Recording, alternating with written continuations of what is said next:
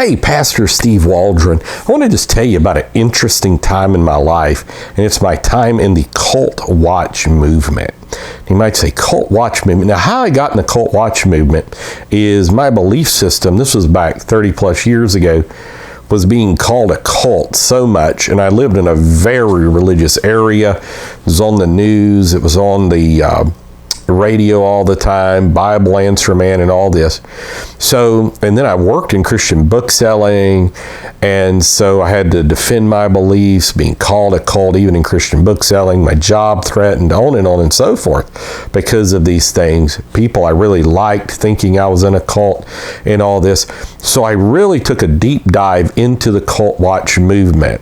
I started joining cult watch organizations. They didn't know what I believed.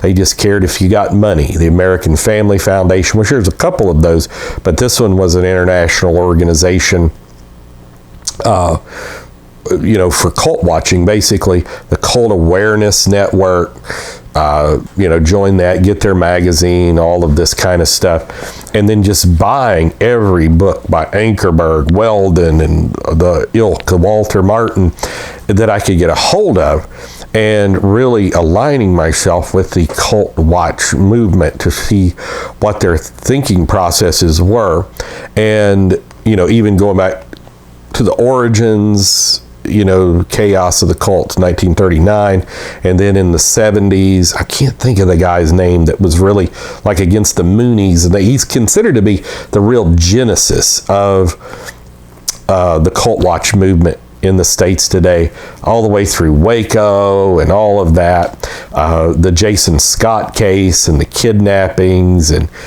New Albany, Ohio, and all of these things. Jim Jones obviously memed it into popular culture. 900 and something people tragically died. I went to church with a guy who lost 17, if I remember correctly, of his relatives at Jonestown. And Jim Jones, my pastor, Paul Mooney, Jim Jones actually preached a night for his dad. And when he came to preach the next night, his dad said, "You're bad news, get out of here," because he was from Indianapolis. And so, listening to Jim Jones and all this. And so some things I really grew to understand over the years of the cult watch movement is, first of all, there is arbitrary definitions of the cult watch movement. You tend to just say, whatever I'm not, a cult is, so you can draw your lines where that is, or if it's money, like the Catholic Church. Okay, I know they pray to Mary, I know they worship relics and various things, and I may not be using their terminologies right, and I know this and I know that, and any other movement it would be called a cult, but since it's a Catholic Church, we won't call it a cult, and probably monetary pressure and various pressures involved in that.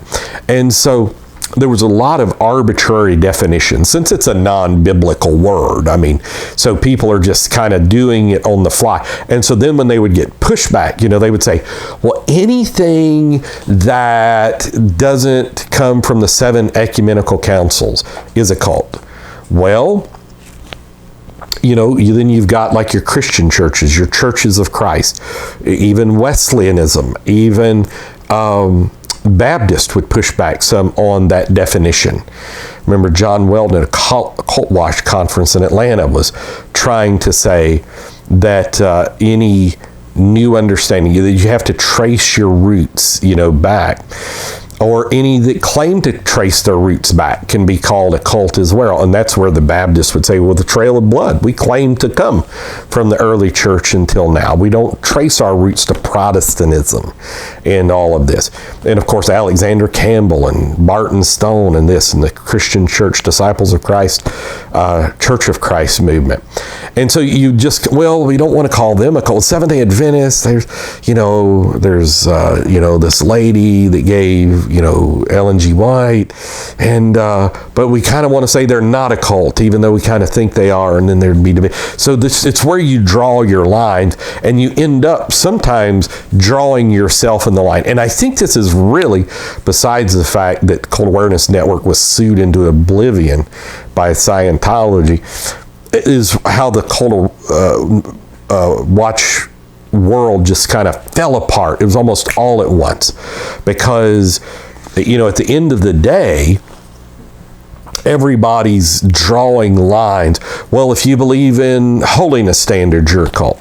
Okay, so you don't believe in holiness standards? No. So can I preach at your church naked? Well, no. Why? Because you've got a standard? You mean I have to wear clothes at your church? Well, of course, that's just crazy.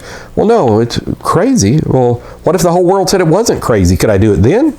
Is there any biblical, you know, and you just get into all this kind of stuff.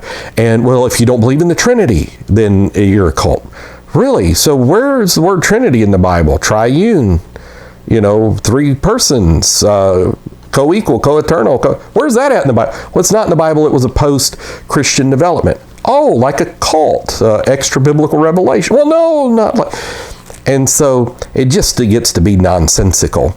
But I had a fascinating time. I would love to tell you some stories sometime about my time in it. Maybe now's not the right time. But just being attacked and all of this. God bless. Thanks for being here. Let's just live for Jesus. And we'll see you later. Bye-bye.